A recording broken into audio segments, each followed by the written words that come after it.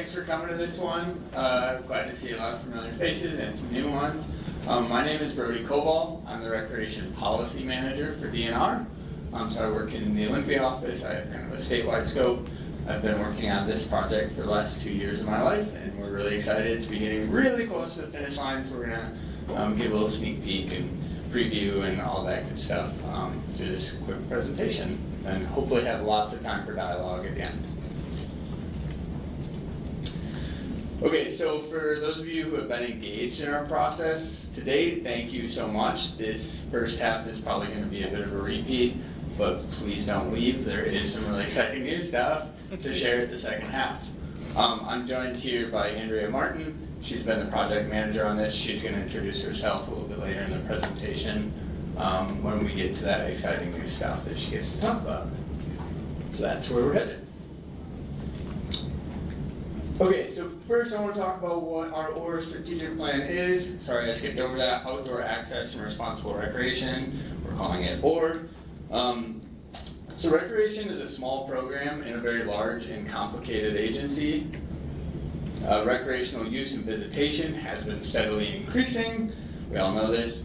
DNR's never had a strategic plan for how we guide and manage recreation and access at DNR. This is where the OR plan comes in. It's our first strategic plan. We're thinking of it as three distinct things. First, it's a list of statewide strategies. It's a menu of options to guide how we prioritize work moving forward.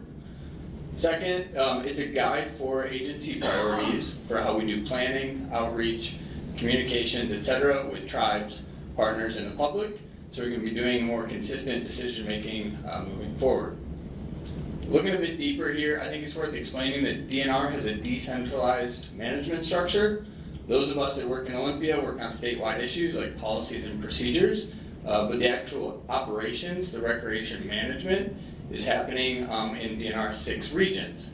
This model works really well in a variety of ways, but statewide priorities and guidance, but without statewide priorities and guidance, this can lead to a lot of one-off decision making.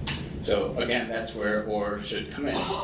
And lastly, this plan is meant to be a tool for future legislative and budget requests. It's going to be really, really key for us to be able to point to this to legislate to the legislature when we want to leverage our ask with them. Okay, I'm going to give a brief overview of a very complicated land management structure.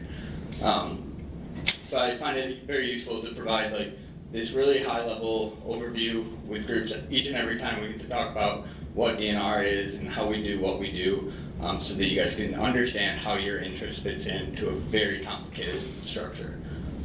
This is especially relevant with recreation.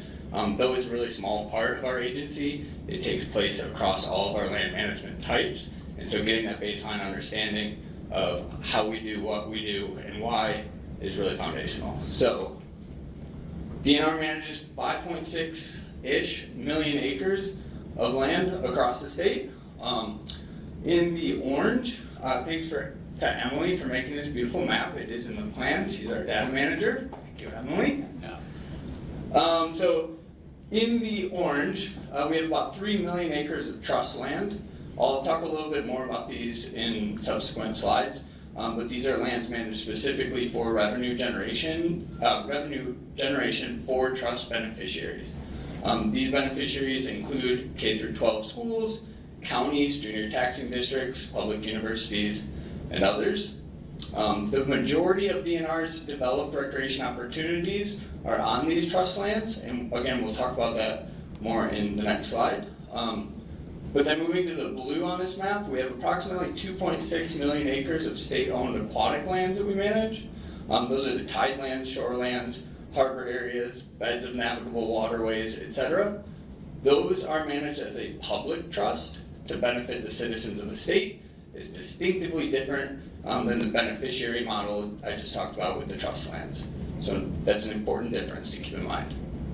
The third on this map is the green. We also manage 167,000 acres of conservation lands. These are not trust lands, but are managed to protect rare and sensitive species and ecosystems. Of these, about 126,000 are classified as natural resource conservation areas. These attempt to balance conservation and public use, while the remaining 41,000 acres are natural area preserves. These are managed for the preservation of the ecological attributes of these lands and allow for minimal access, if any at all. Okay.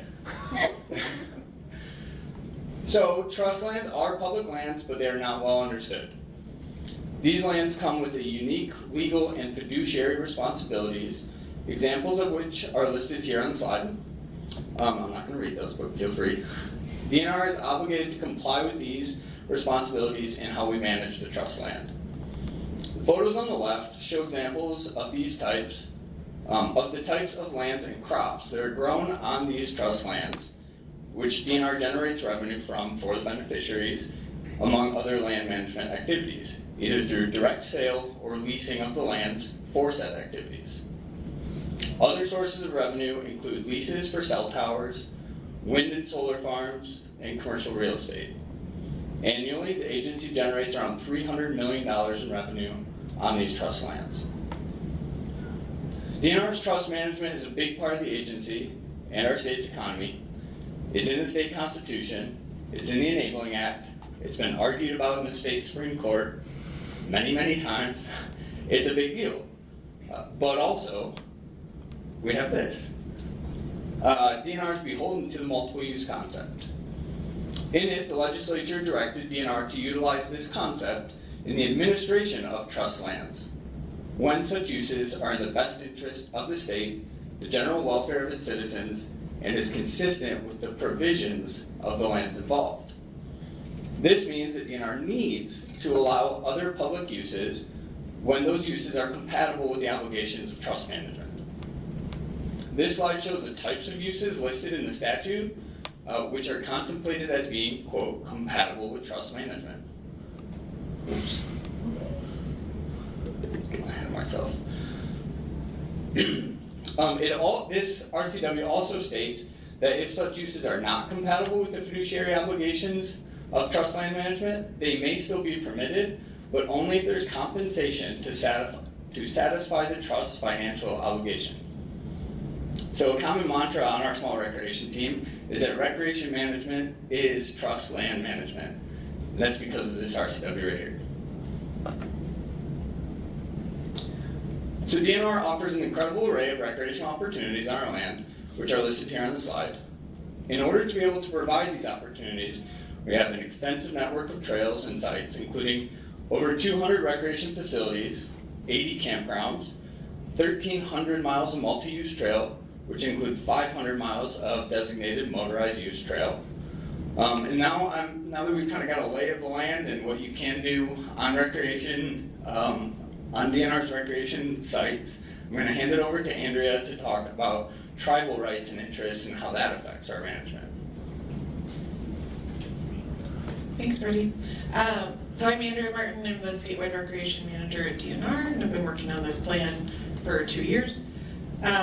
So the rights of tribes are another component of our management obligations. So when we're talking about the lands that DNR manages and all public lands in Washington state, we have to remember that tribes have unique rights and interests to these lands as well. So in the treaties that were signed in the 1850s, tribes of the Washington Territory ceded millions of acres to the United States government. So that was pre-Enabling Act, so pre-Washington becoming a state that those treaties were signed. And so in exchange for ceding those lands, the tribes reserved a number of rights, including hunting, fishing, and gathering in usual and accustomed areas. And they continue to exercise those rights today. There are 29 federally recognized tribes in Washington. Some are recognized by treaties, other by executive orders, but regardless, DNR works with them as sovereign nations on a government-to-government basis. There are also 2 other tribes, the Umatilla and the Nez Perce, who have ceded territories within Washington that we also work with on a government-to-government basis in our land management work. And all of those tribes were invited to participate in this process, which we'll talk about in a moment.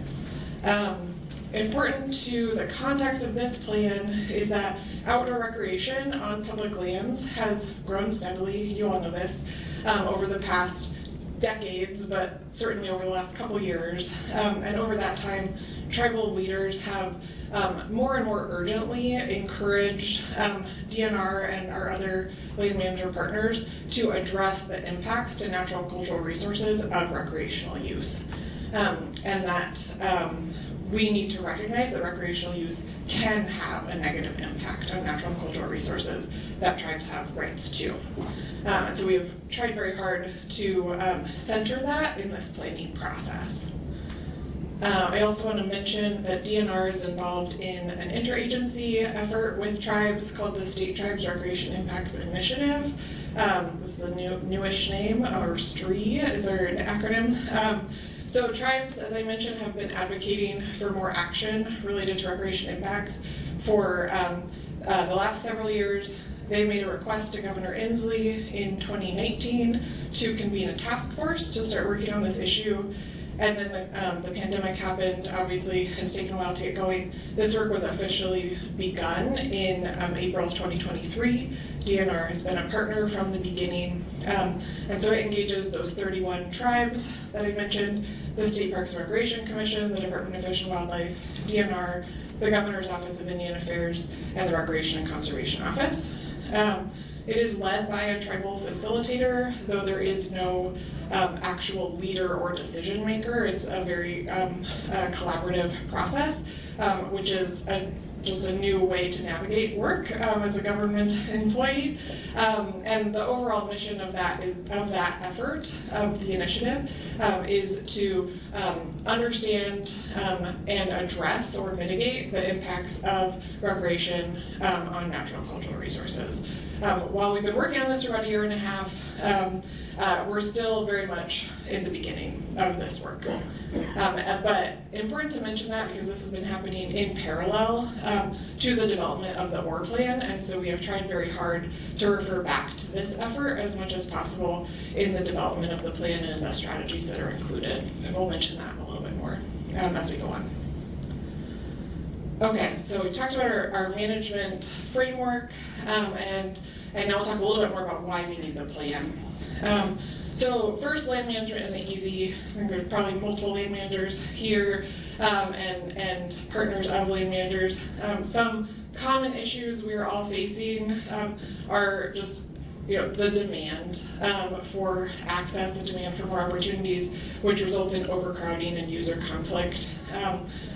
Increased vandalism and public abuse as more and more people have access to public lands. That's a regular thing that I know the Forest Service deals with a lot, DNR deals with it a lot. Increased irresponsible use, so illegal campfires, people not packing out their garbage or their dog poop or whatever.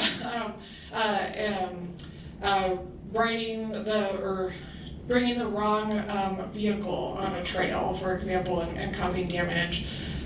We're also dealing with emerging technologies, e-bikes, mapping applications, etc. Those things are being developed much faster than government policy can keep up. And so that creates a number of challenges to our ability to manage lands effectively. And then we also know, and that's been a theme through many of the sessions I've attended today, that there is a lack of access for underserved and overburdened communities to public lands and to recreation opportunities, and that is a body of work that land managers really need help in doing well and in addressing effectively. So these are all things that DNR is experiencing alongside our partner land managers. A couple slides to just underscore that. So this is showing the visitation spike that we saw in the early days of the COVID-19 pandemic. Pay less attention to the actual visitation numbers, but that trend information is really where I want you to focus. So we all experienced that, like, everybody wanted to go outside in the early days of COVID because there wasn't a whole lot else to do and it felt like the safest place to be. DNR saw a 21% increase in use from 2019 to 2020, and we really felt that. That felt extremely real. we are in the process of getting updated data to help us understand how that trend might have flattened, but our anecdotal observation is that things have not returned to the pre-2020 numbers, right? We're still seeing more people out there and more demand for access. These are national trends, so I want to underscore that, but they likely apply in many ways to Washington.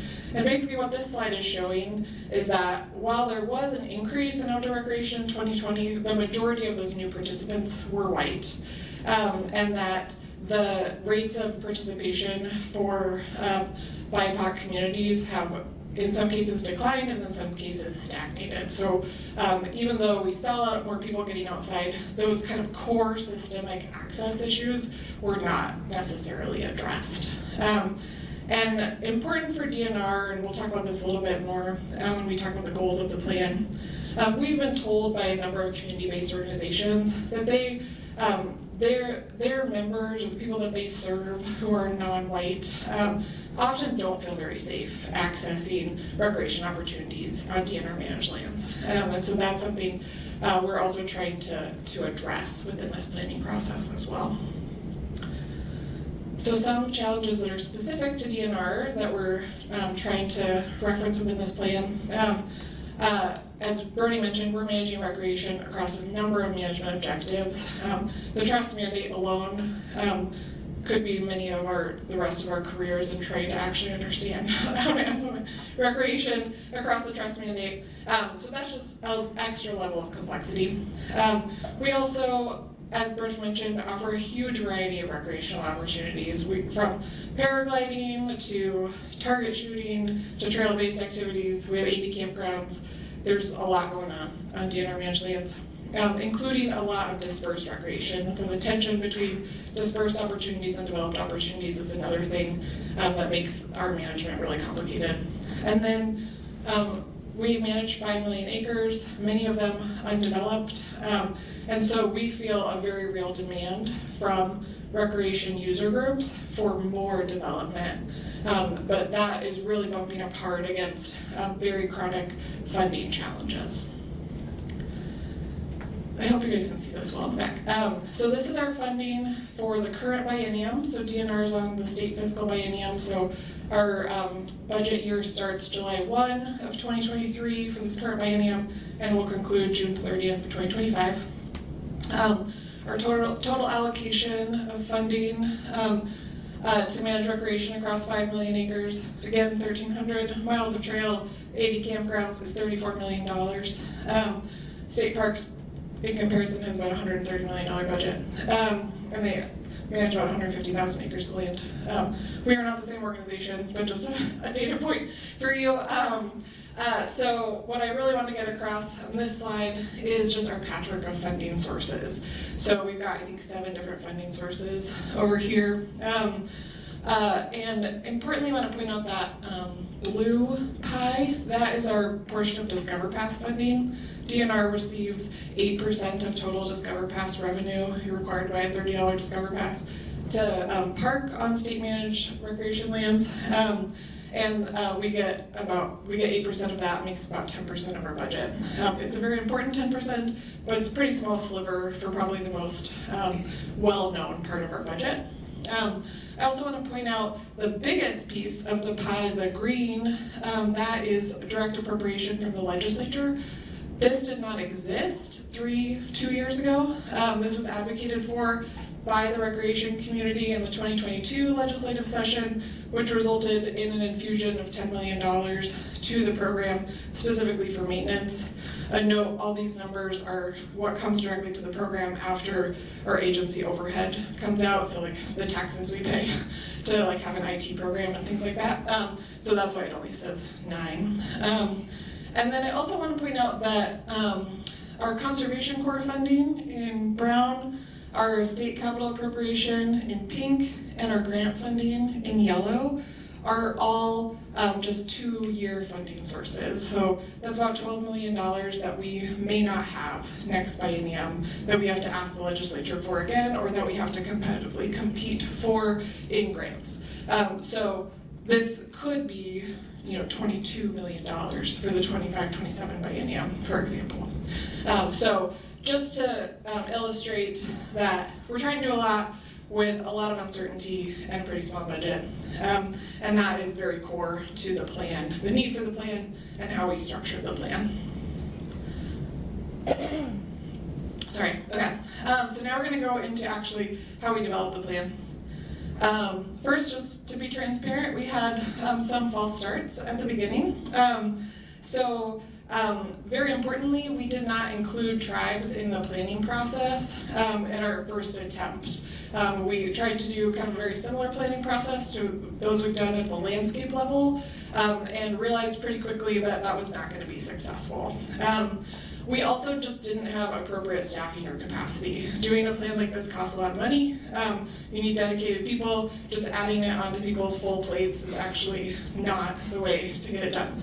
And we also started with really big visioning, like what success look like versus identifying the actual problems that we were trying to address. And so we had one really energetic meeting that we realized very shortly afterward was not actually going to take us anywhere we wanted to go. And so we had to stop, regroup, and restart. And so that's what we did in 2022, but really into 2023. And so we got some dedicated funding from the legislature, and we hired a contractor to do the majority of the work for us. Like, it has still been an incredible amount of work for Brody and I and other colleagues, but having someone to manage the whole process that we were able to pay money for their time and effort was critical.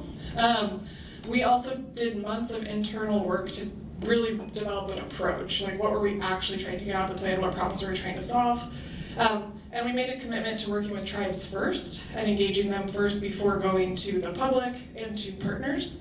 And that was solidified at our 2023 Tribal Summit. This is an annual meeting between the Commissioner of Public Lands and all of the tribes within Washington. We had a really robust conversation, got a lot of really challenging and necessary feedback. And at that meeting, the Commissioner committed to co-developing the plan with tribes. And so that's where we really started.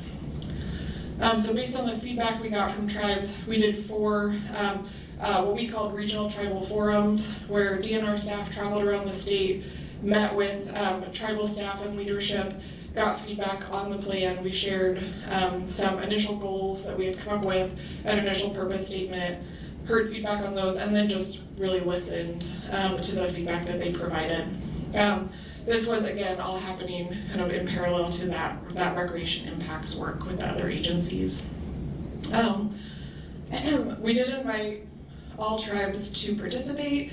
In each of those forums, they chose which ones to come to. All of them were hybrid, so we had a mix of virtual and in-person participation. And in total, we had 23 tribes participate in at least one of the forums, and several who participated in many.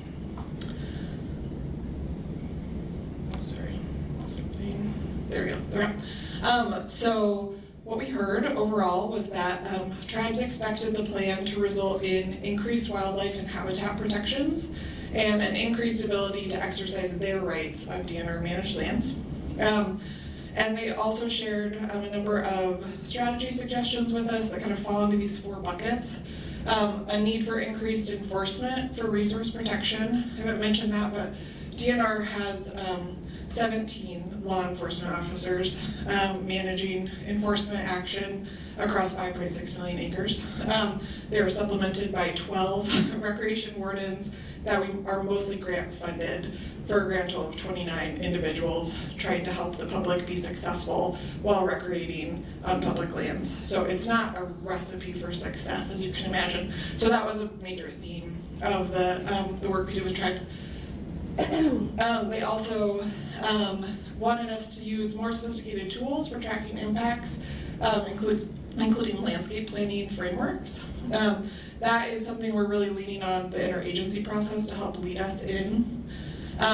They identified a need for education, mostly for the general public to understand the rights of tribes on public lands.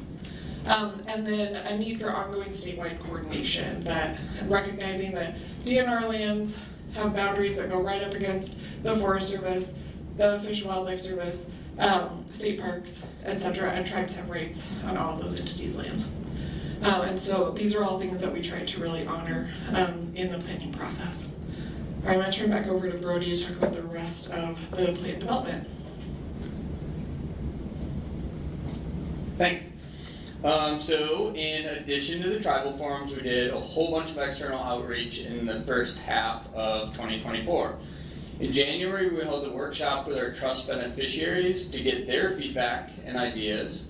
And then in January and February, we held 5 public workshops to share the planning process and get feedback from the general public. In March, we had a 2-day workshop. Oh goodness. Where were we? I'm so sorry. Andrea's trackpad is broken, so that's pretty fun. Okay. In March, we had a 2-day workshop for recreation partners that was here, I think, in this very room, to get partner support in distilling the enormous amounts of ideas and suggestions we had collected over the course of the outreach process. Andrea just went through the feedback we got from tribes, but some of the highlights from beneficiaries are here on the slide. They wanted to see an increased balance of recreation management with the obligations to the beneficiaries. Surprise, surprise. They had the idea, brand new apparently, to generate revenue from recreation. So that was also very useful to hear from them. They wanted us to invest in education about outdoor etiquette and DNR's trust responsibility. Again, surprise, surprise. And then they were interested in us striking a balance between urban and rural benefits of recreation on DNR trust land. So that's what we heard from the beneficiaries. Then we went to the public. So some of the feedback we heard from the public at our workshops include, again, the need for education, again, the need for enforcement, and then the need for us to identify barriers to access of DNR managed lands. More funding was identified by the public, which was great to hear. But as you can imagine, not all the feedback we heard from the public was very well aligned, very consistent, or even very strategic. So then we had a partner meeting here for 2 days to help bring it up to the strategic level, help us distill it, and this is just a couple items we got from the partner workshop is the need to collaborate on education efforts, the need for education on tribal rights, user etiquette, and DNR management, more funding, and generating revenue from recreation. All while highlighting the need for us to lean on our existing and new partnerships to get all of that work done. So the plan itself has strategies that speak to all of this, we hope. I'm not going to go through this, and I'm thinking many of you have already seen it. It's a very complicated timeline for a very complicated project. Real quick highlight, these light blue chevrons are the State Tribes Recreation Impacts Initiative. This has been ongoing. This has been under wraps until 2023. We just got started in a very major way. We are not getting in front of it with this planning process. We are committing to it through this planning process, so that's been a really interesting relationship for us to try to get just right throughout our process, because we didn't think it was going to be beneficial for us to stop and wait for this to come up with something else, but we didn't want to do our work in a vacuum when this was already underway as well. So that's here. We are in the process. We are right here. Tribal review just wrapped up last Friday, so we are internalizing all the feedback we heard from the draft that went to the tribes a month or so ago, and we are getting ready to go to the public. I don't want to steal Andrea's thunder, she's about to talk about that. But then this is a commissioner priority for us to get this thing published before she leaves office, so it will be signed in December. It is happening. Okay, where we started, I don't want to go too deep into this, but these are the 5 draft goals that we started with. I just wanted to throw them up so that you can hopefully see how far we've come and how we've tried to be responsive to all the input we've heard from all the various interest groups we engage with. These are the 5. So they started out as preserve and protect natural environment, cultural resources, build an outdoor stewardship and responsibility ethic, increase equitable outdoor access and responsible recreation development, stewardship and management, secure financial stability for recreation development, stewardship and management, mitigate climate impacts and build resilience. That's what we came up with when we first launched this planning process. I thought it was pretty good. I was very naive. We came a long way. So here's where we are. So this is the vision statement for recreation management at DNR that is in the draft plan. I gotta put a caveat on that it is still in draft form until it gets signed by the commissioner. So everything you're about to see, please take it with a grain of salt. We've made a lot of progress, but who knows what's around the corner. So our draft vision statement is DNR managed lands and resources are conserved for all Washingtonians and provide for tribal use, trust revenue generation, sustainable outdoor access, and high quality equitable recreation opportunities. Here is our draft purpose statement. It is significantly better than the word soup we started with. I'm not going to read this verbatim. I just want to highlight that it does bring us from a very reactionary standpoint before the plan to a more proactive management approach. So that's great. And it's going to better equip staff with the tools and resources needed for more consistent planning moving forward.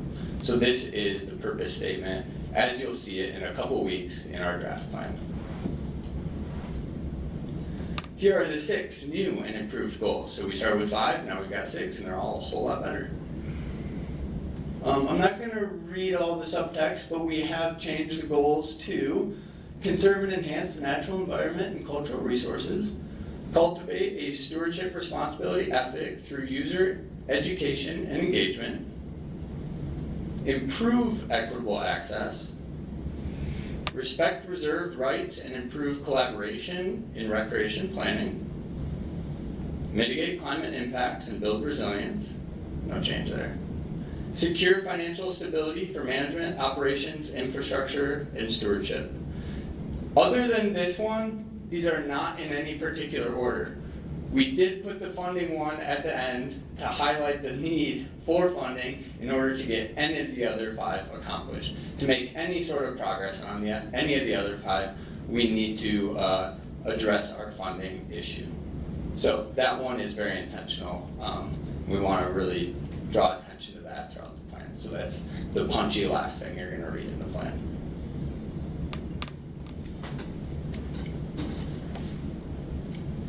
Okay, so we started talking about these, but just to underscore, so some of the lessons learned is that robust engagement takes time and money.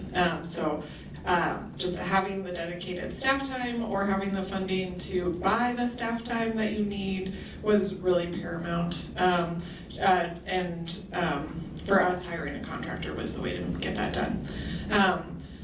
And then we've talked a lot about the engagement we've done with tribes, but part of what made this planning effort pretty different for DNR, this was a pretty reversed model for how we've done planning overall, was to engage with tribes first, not only to respect our government to government relationship, but we feel like it has actually really improved our ability to educate our partners and the public about our responsibilities to tribes throughout the planning process by really starting with centering tribal rights in the plan development. And just to underscore that, we have, in many cases, and I don't think DNR is alone in doing this, gotten 80%, 90% through a planning process and then handed it over to affected tribes and said, what do you think? And put them in a very uncomfortable position of having to give us feedback that everyone else thinks is a great plan, which is unfair to literally everyone involved in the planning process. And so, so we are hopeful that we have kind of set a precedent for how we do planning moving forward. Not everyone has time to participate. So what I'm getting at here is we tried really hard to make a concerted effort to engage with the communities we don't currently connect with, the folks who are generally not at this conference. the community-based organizations, the BIPOC serving organizations, etc. And it was really hard for them to participate. They are either volunteer-driven organizations, they don't have the time and resources to give to a planning process, and we tried a number of creative ways. We were able to have some real success with a few organizations, but the lesson for us really was just because you invite people in doesn't mean they can prioritize your work for a number of reasons. And so we really kind of had to reframe that for ourselves, that the OR plan is really the beginning of the outreach process with those communities we're not currently serving, and that implementing the plan is the next step in strengthening those relationships and doing more outreach. That said, DNR was able to leverage new funding we got from the legislature through the Healthy Environment for All Act, so the HEAL Act that was passed, I think, in 2022. That creates a number of obligations of DNR to environmental justice goals of the state, but it also brings funding to us to be doing better engagement with communities that are impacted by environmental justice issues. And so we were able to leverage some of that funding to provide reimbursement for people to participate in some of our meetings, and to provide direct payment to some of the organizations who were able to take the time to give us feedback on the planning process. That's not an opportunity for every organization, but I think the real lesson is it needs to be in your budget if you want to get people to be involved who haven't historically been able to be involved. And then last, we have had to remember over and over that planning doesn't exist in a vacuum. We've really benefited as the state agency that has gone last in writing a strategic plan from the Department of Fish and Wildlife, from state parks, from the Recreation and Conservation Office, and have been able to draw from their planning processes and their lessons learned. And then, as we've already mentioned, the ongoing work we're doing with tribes through the State Tribal Recreation Impacts Initiative has been really influential to the development of the plan. And so this isn't just DNR's plan, but it's a plan that builds on a lot of other planning processes. Okay, so sneak peek, that's what the cover of the plan looks like. We very intentionally did not put any people doing recreation activities because we allow like 27 recreational activities and don't want to exclude anyone. But you can give us feedback on that when you review the draft and provide public comment. This is the table of contents. A lot of what we just shared really quickly is in here, the engagement report, the overview of DNR managed lands, etc. And actually the core of the plan is this section 7, which is kind of small in the context of this table of contents, but that is actually where all of the strategies and actions that we developed based on the engagement we did are located. The strategies and actions included in the plan are organized into 5 big buckets. So we have planning tools and processes, resource protection, enforcement and public safety, equitable access, education and stewardship, and funding, surprise. And so in each of those strategy topics, there's a number of strategies located under them. In total, we have 15 or 16 strategies. I've started to lose count. And under each of those strategies is a number of near-term and ongoing actions. In total, we have more than 100 actions included in the plan. Near-term actions are things that we think we can accomplish by the end of the next biennium, so the end of the 25-27 biennium, just over 2 years away. Ongoing actions are things that we won't be able to start in 2 years, but hopefully we will be able to start and complete within 10 years, or are very truly ongoing things that we're going to build into our processes, our workflows, and make regular parts of the work that we do. Throughout the plan, we also put little stars by all the things that are underway. This is not 100% new work. There's a lot of new work in there, but there are things that we are actually working on currently, or are about to start, or have the funding in hand to do, etc. Okay, you probably can't see the screenshot all that well, but you're seeing a screenshot of Strategy 11, which is implement public education and information campaigns to improve visitor understanding of DNR managed lands. education was a really hot topic for pretty much everyone we engaged. Everyone wanted DNR to be doing more education, to be engaging with partners in education, etc. So we have a couple different strategies related to education. Some of the actions included in the plan are to develop systems and capacity, to integrate partner efforts, and provide opportunities for volunteer stewardship, outreach, and education, collaborate with tribes and partners to develop educational signage and materials, implement protocols and education focused on climate resilience and safety for users in DNR managed lands. There's a number of actions that mention kind of leaning into partner expertise when it comes to doing educational programming. Surprise, funding. So we have a number of strategies related to funding. You're looking at strategies 13 and 14. Overall, we know we have to take a multifaceted approach when it comes to increasing the funding to the agency for recreation management. So we have strategies related to internal mechanisms. Are there ways that we can leverage what we currently allow to bring more funding into the program? Things like permitting systems, etc. And then things like that will require partner advocacy, like increasing our state funding, identifying areas where the state should be investing for the benefit of Washington, things that might require legislative action, like maybe something related to the Discover Pass, I don't know, and then partnership opportunities like Adopt a Trail or trail sponsorship programs or other things to kind of leverage the fact that people move to Washington to experience our incredible public lands and are not necessarily paying into the maintenance and upkeep and support of those lands. So those are some of the things that we identified under these strategies. Okay, we are in the middle of our review process. As Brody mentioned, tribes just had the chance to review the draft. They provided feedback to us last week. We're in the process of incorporating it. We are on track to share a draft of the plan with the public on October 21st, which is about 2.5 weeks away. And then that will be a 30-day public review process. We're planning to have 3 public meetings in that time frame, 2 virtual, 1 in person, hopefully. And then, as Brody mentioned, we are going to get the plan signed in December by Commissioner Hillary Franz, and we look forward to sharing the completed plan with all of you probably in early January.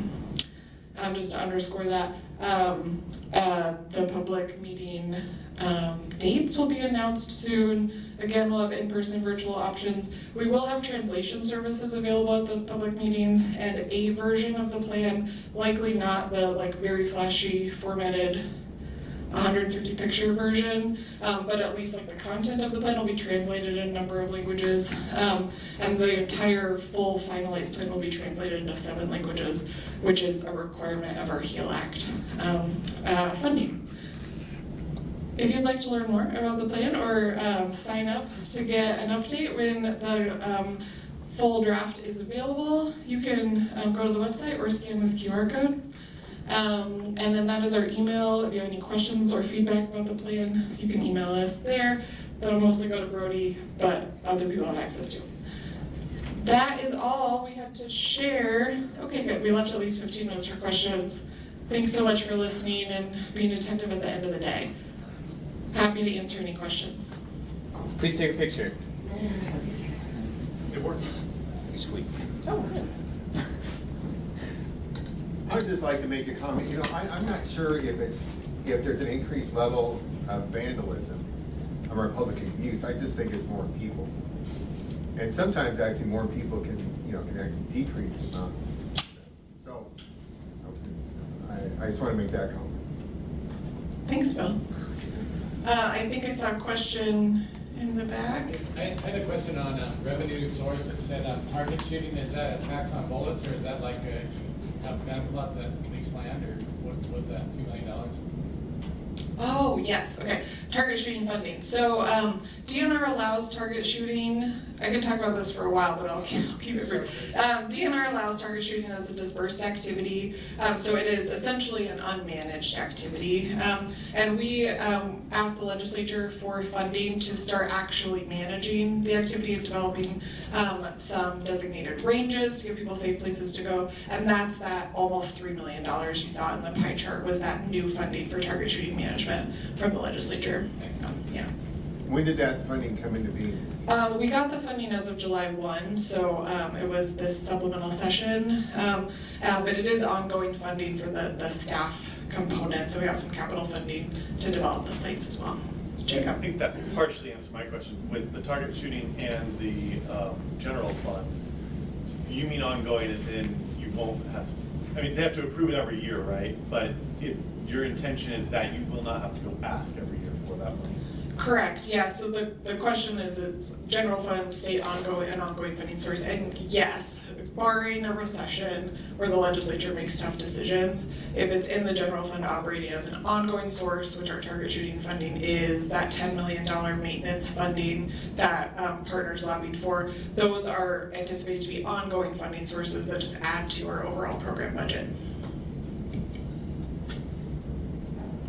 Heidi? Yeah, you were talking about the challenges with the underrepresented, groups and organizations, and just getting their involvement in this process. And I just wondered, what if there were lessons learned in terms of moving forward and how you might do that, in planning efforts or in, implementing the strategic goals. I think the headline response is that's work ahead, right? That's work that we have identified in the plan. That's something we need to figure out how to do better if we're gonna do it well. So I don't think we have the full answer yet, but that's identified as something we are going to look into as an action in the plan. Yeah, I'll add, as I mentioned, paying people for their time makes it a lot easier. And so that was successful in the areas where we're able to do that. The other piece that was somewhat successful was scheduling what we called go-to-you meetings, where we didn't ask the partner organization or the community-based organization to come to our public meeting at this time in the middle of a workday, but instead we offered to go to a community meeting they were already hosting or a board meeting they were already doing to try to meet them where they were at. That was, I would say, not as successful as we hoped, but some organizations were able to take advantage of that. So Yeah. before the commissioner is able to sign it, there's gonna be a little public review period, right? What do you all anticipate is gonna be the biggest feedback and thus improvements or changes or no, right? I think we got it right. Yeah, It's pretty great. No notes. Thumbs up. That's a good question. I mean, it's hard to predict. Probably expect some of the same feedback we got in the public workshops. That was more operational implementation work. That specific requests for specific landscapes, things like that. And so we anticipate that will probably continue to come up because people really care about the places they recreate and their activities.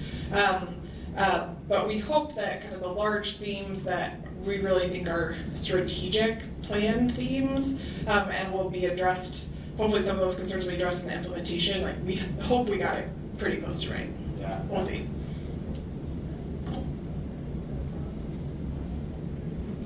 You said that you started working on this plan 2 years ago. What was the change that made you guys realize you had to make a strategic plan for recreation? Was it the surge from COVID that kind of wake you guys up to that? Because people have been recreating for an awful long time. Yeah. Making the game and create a strategic plan for that. That's a good question. I think definitely the COVID effect, right, was kind of the stimulus to really we got to figure this out. And also very transparently, this has become a priority of our current commissioner. And so when the director of your agency says it's a priority, you make it a priority. So there were kind of dual factors at play. I think also like DNR has, we've been allowing and managing recreation for 50 years, but it's really in the last maybe 15 years that recreation has been kind of more front-facing for the agency, and something the agency is really investing in and recognizing that it's like, this isn't going away. This isn't like a side project that trust managers need to deal with. Like, this is like an industry, people are demanding this, and so I think there was kind of a culmination of some attitude changes. I have a question about the tribal outreach. So did you essentially have one representative from each tribe that you've now built a relationship with that is the person that you're communicating with, or how did that really? Yeah, that's a good question. So we have a outreach list of about 300 people from that includes all of the natural resource staff, as well as tribal leadership, as well as tribal lobbyists, like their government relations people. And so we email all of those folks every time we have any sort of action that we're asking tribes to participate in. That we have certainly like started to see familiar faces and familiar names. And there are people that I think we've built relationships with that we could just reach out to directly, but we never assume that like that one person is the representative for their tribes, so we do always broadcast really broadly.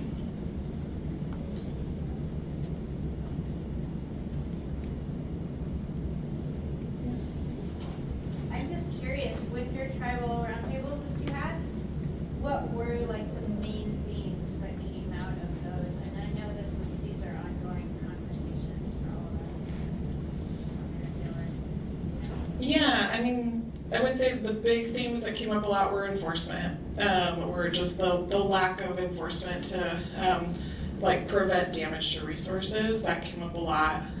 There's also just a lot of concern shared about just the volume of people out there and the potential resource damage related to volume of use, and that DNR needs more management tools to manage that use effectively. And then there was a lot about education, like educating the public about tribal rights and about DNR's obligation to tribes. Like I would say those came up in every roundtable in some way, shape, or form, and then there were some things that were specific to different regions.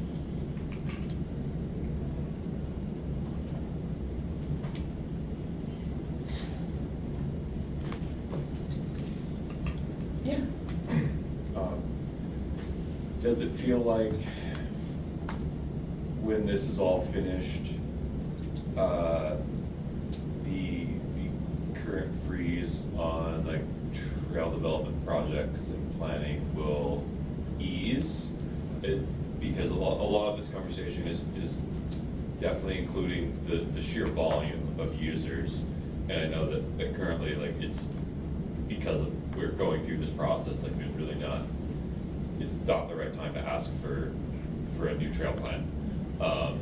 Do you foresee this being a really positive step toward maybe potentially starting to plan some systems, expansions of systems where we're seeing not enough trail for the volume user?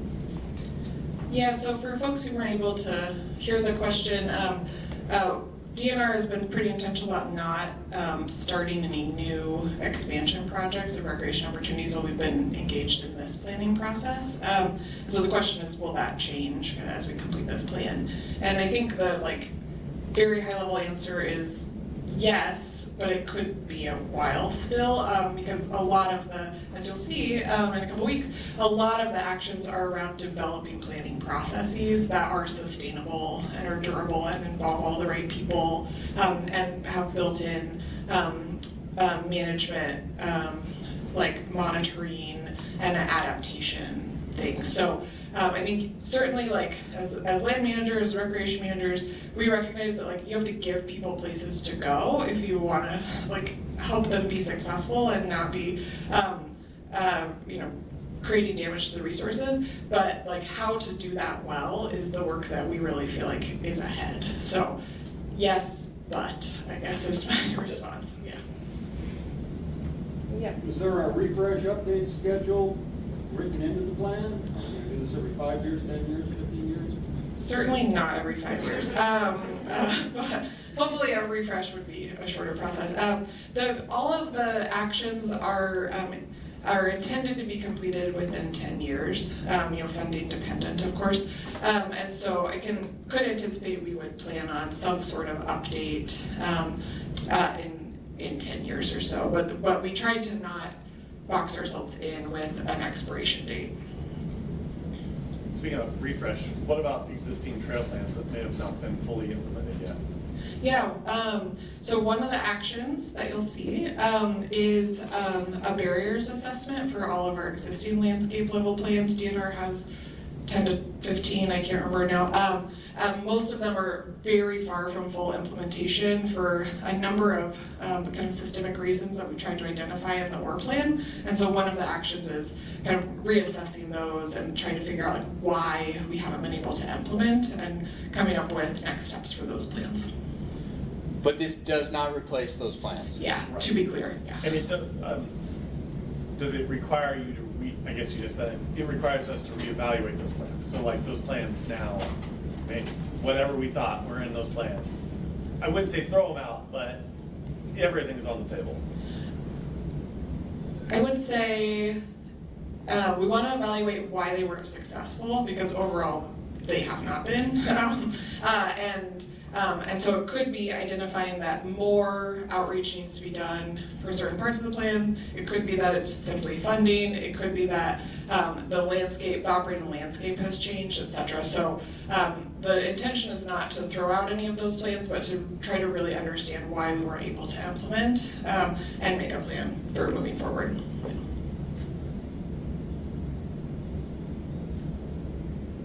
Okay, thanks everyone. We'll be here if anyone wants to bring up questions.